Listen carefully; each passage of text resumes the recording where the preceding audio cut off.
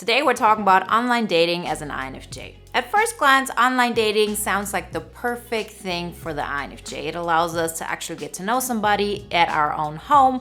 We don't have to go out, we don't have to talk to people we don't want to. We can actually really state what is the pace, who I want to meet, and how it's going to work out. Well, that's theory.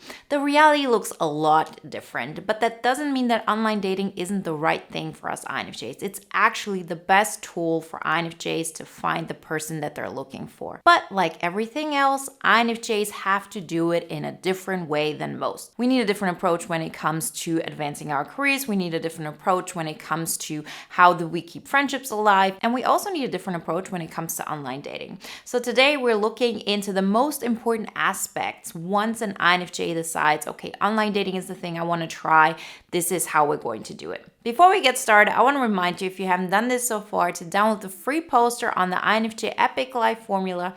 And if you want to take it to the next level, then download the INFJ Epic Life audio guide today. Everything you need to know, you can find in the links in the description. So right off the bat, what we're not going to do is to go on those typical sites, Tinder, Bumble, or however they're called.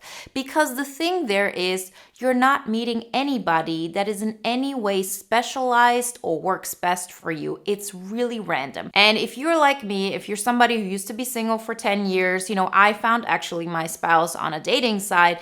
And through that, I recognized, okay, now I did things completely different than the times I tried online dating before, or the times I tried to, find somebody in real life. The thing is this, if you go on one of those like online dating apps that, are all about swiping left and right, you're not doing anything different than when you're going out to a bar.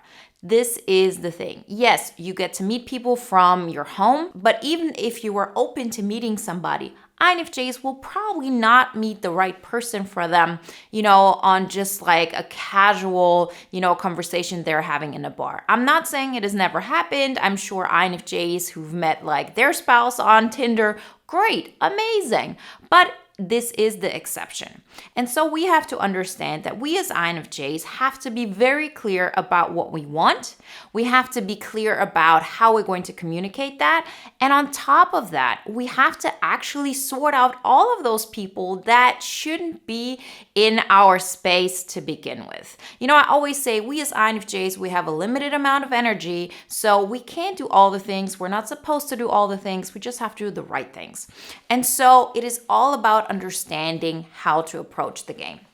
On top of that, one of the big hurdles that INFJs really face is the fact that we're afraid of all of the anxiety that comes up in the process. We think, okay, I'm going to give somebody else false hope, or I'm going to get attached to somebody I don't really like, and I don't think I can just get out of it because I feel obligated.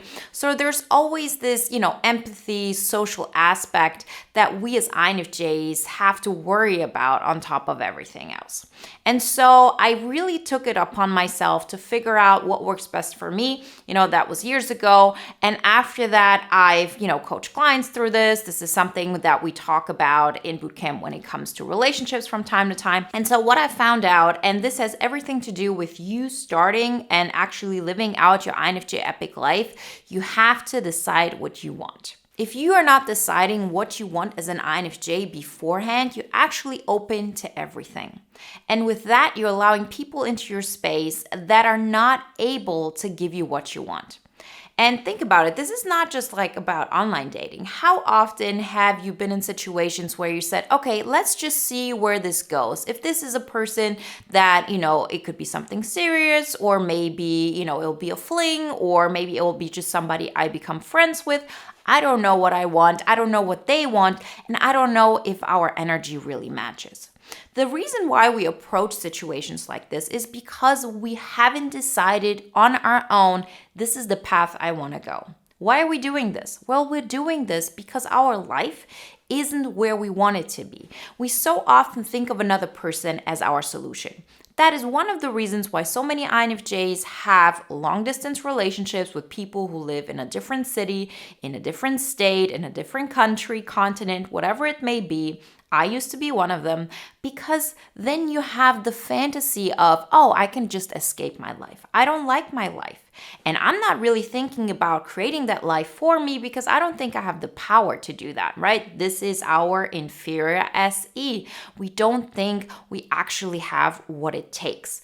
The easier solution for us would just be to attach ourselves to somebody who's already living an amazing life. Or even if it isn't amazing, it would become amazing once we as an INFJ would just attach ourselves to that life. We could make that life so exciting. And this, my friends, is a huge red flag. This is something we INFJs are really great at, but this is nothing that will ever get us to where we want to be. I've done this, so many of you have, it just doesn't lead to the results that we want. Because it's one thing to imagine how great that life could be, but once you're in it, you understand that you're not the one who's creating that life.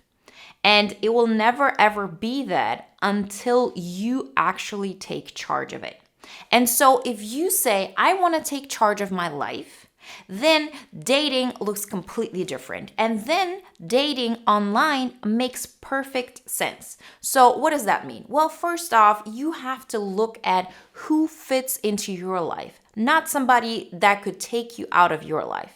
Right? So it will never ever be enough to just find a partner and your life doesn't change at all. Like you're unhappy, then you find somebody and then everything is great. No, you need to set yourself up. This is my path. This is where I want to live in the next 5 years. This is what I want to do. Like there has to be some kind of basis and then you add somebody to your life, right? So the first thing you have to decide for yourself, what do I want? Well, in most cases, INFJs want a long-term partnership. So that means marriage, that means family. It might be none of those things, but like a stable partner, somebody that you can have deep conversations with, somebody that allows you to be yourself. And this has to be clear from the get-go. So every single person who's saying, I'm just here for fun. Let's see where this leads. Somebody that doesn't seem emotionally available, they are out. And on top of that, you want somebody who wants the same thing you want. So you want somebody who's actively saying, I'm looking for marriage. I'm looking for a long-term relationship. I'm looking for somebody who wants to start a family with me, whatever that may be. You need somebody who's able to say out those things in their online profile, for example, and not be embarrassed about it. Because this is who you are going to be in that scenario. You have to become aware of who you want to be in the future. And once you're in that state of, yes, I'm looking for a long-term partnership. I'm not looking for a fling. I'm not looking for a flirt. I'm not looking for anything casual. You are not making yourself vulnerable. One of the things that so many of us are afraid of, and this is not just INFJs, is that people will think, oh, I'm needy. I want something that is romantic and real, and therefore I will be taken advantage of. That is not the case. This will happen if you go out and say, well, I'm open to everything. I'm just doing things casually. I, just want to explore what's out there. But deep down, you actually want that deep connection. Because then you're going to attract people who say the same thing, but really just want the casual thing. Those people are a waste of your time. If you're an INFJ, you will want somebody who you can build a future with, somebody that can be part of your journey, somebody that you can be yourself around. And you don't have to worry about them not being sure about what they want. What you also don't want is a project. We as INFJs so often subconsciously look for somebody to fix, because if we can fix them, it actually allows us to not really be vulnerable, to not really be, okay, I actually want things for myself. I actually am going to demand certain things for myself. It's so much easier at first glance to just say, well, if I'm fixing them, I will be their solution and they will need me. And that's why I'll have the security that they're not leaving me.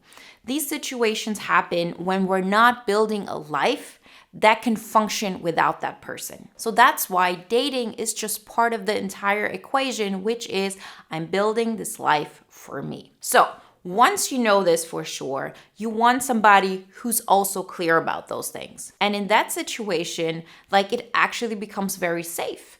It doesn't mean that you won't have any conflicts with that other person. It doesn't necessarily mean that you will fall in love with that person, but you're actually opening yourself up to only people who already are only in this roster. So it goes something like this. Well, I'm looking for marriage, I want to have a family, and I'm looking for a person who's also looking for those same things. Okay, I met somebody online and we start chatting.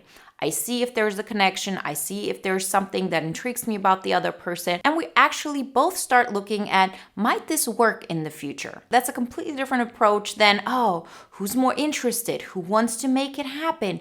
Does this person want something casual or not? Am I going to be the one who convinces them to actually have a deep connection when actually deep down they're broken and suffering? If you want to help people, do it in a healthy outlet. Become a mentor, become a coach, become a counselor. This is not something that you should live out in your relationship. You want somebody who's on your eye level. Okay, that being said, why am I not a fan of things like Bumble, Tinder, and all of these? The thing is, there is no personality test there. And when I'm talking about personality test, I'm not necessarily saying, okay, you need somebody who's an ISTP or somebody who's an INFJ as well. Like, there are sites who do this, and I personally just don't have any experience with that. I couldn't tell you. But my overall conclusion when it comes to which personality matches you the best just doesn't matter as much the more you actually come to terms with who you are.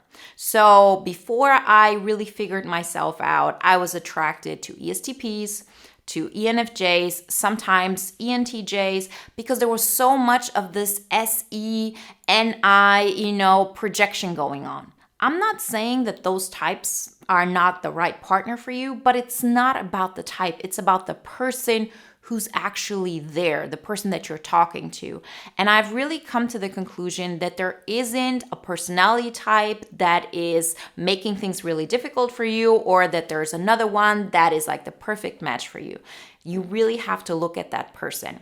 So I'm married to an ISTJ, and I don't think I've ever seen a site that tells me INFJs and ISTJs are like a great match. It works because I'm self-aware, my husband is self-aware, and we make it work. So please don't put those restrictions on you just in order to say, I'm only going to go after ESTPs or ENFJs, because in a lot of ways, this is really keeping us from saying, this is what I want and who fits into my life.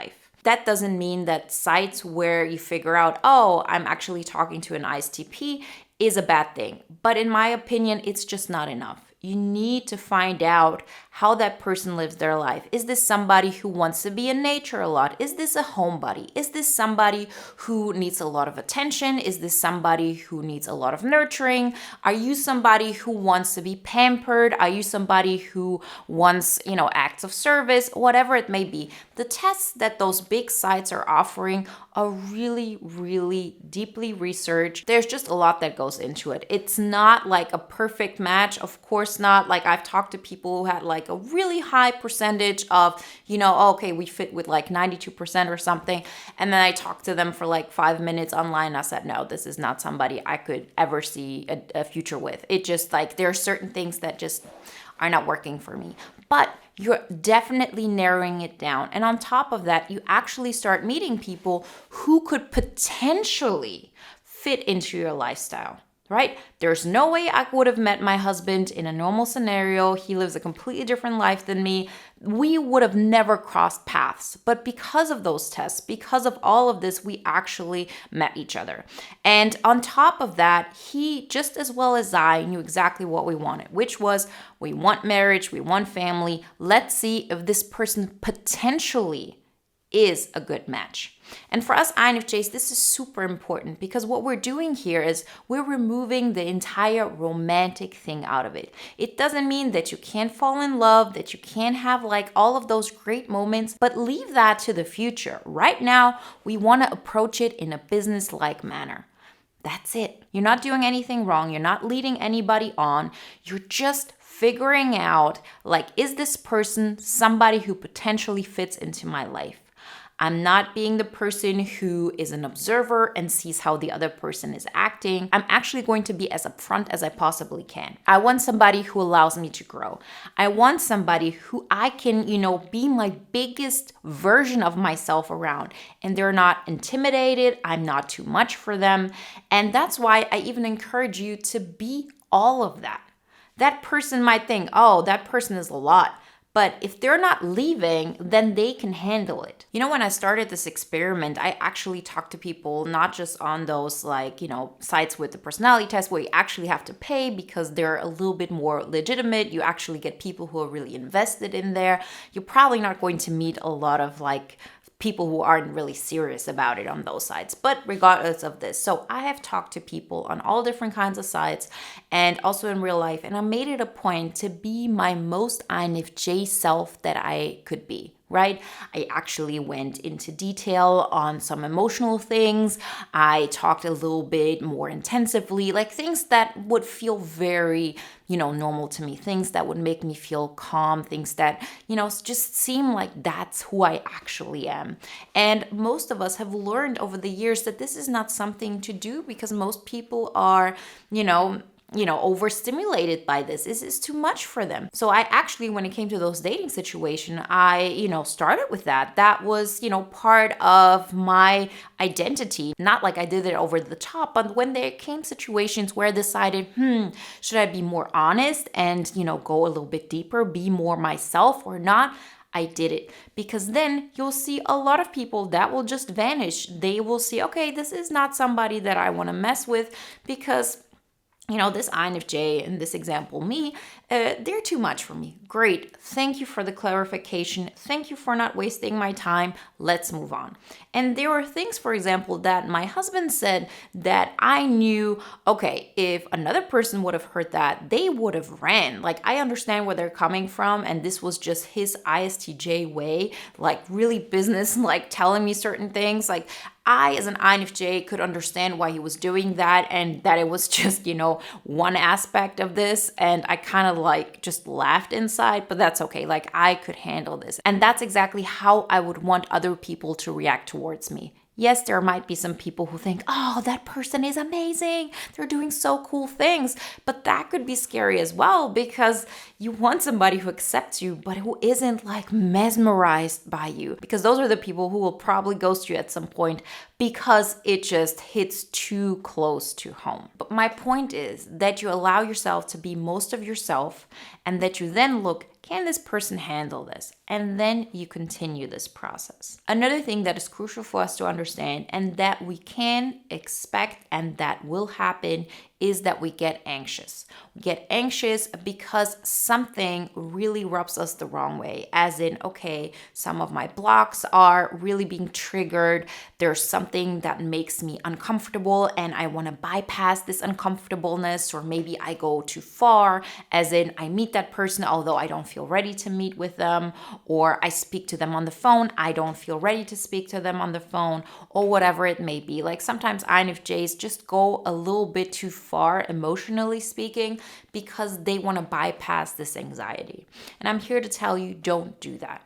You will have time to get into all of those emotional aspects. You will have time to, fall in love with that person, have butterflies, all of this. Right now, on the one hand, we want to figure out what we want. We want to bring that to the forefront. We want to stop wasting our time with people who will not fit this criteria. And we want to see that they can handle who we really are. And lastly, but definitely not least importantly, we have to go over our own insecurities and to say, okay, even if that person isn't the person that I end up with, I'm not going to run. I'm going to make decisions if I want to move to the next step based on rational thoughts and not based on this anxiety. So what does this mean? Well, you sit with this uncomfortable feeling. This uncomfortable feeling is not a sign. This uncomfortable feeling might tell you, oh, you're getting into a territory that is uncomfortable for you. That can be bad, but that can be also good. You're not making a decision based in that state. because it can go in both directions and it can be both like really bad, right? So you can say yes to a person who's a red flag, and you can say no to a person just because they're stable and this makes you uncomfortable because, you know, you don't have the security of being the one who's more in charge, as in, okay, that's my project and I'm fixing them. So we actually stay at the state. So let's say you're at we're chatting state. You stay in this state until this uncomfortable feeling goes away. I promise you, if you stick with that feeling, if you don't do anything to avoid it, you actually feel it to heal it, you go through it, it will vanish. And then you can make a rational choice. If this is a person that you want to take the next step with, which might be, okay, I'm going to talk to them on the phone now, or we're going to Skype, or we're going to meet in person, or, we're going to go on a real date, whatever it may be, you're the one who can then make a choice. Do I want to move forward? Maybe I don't because that person seems really boring.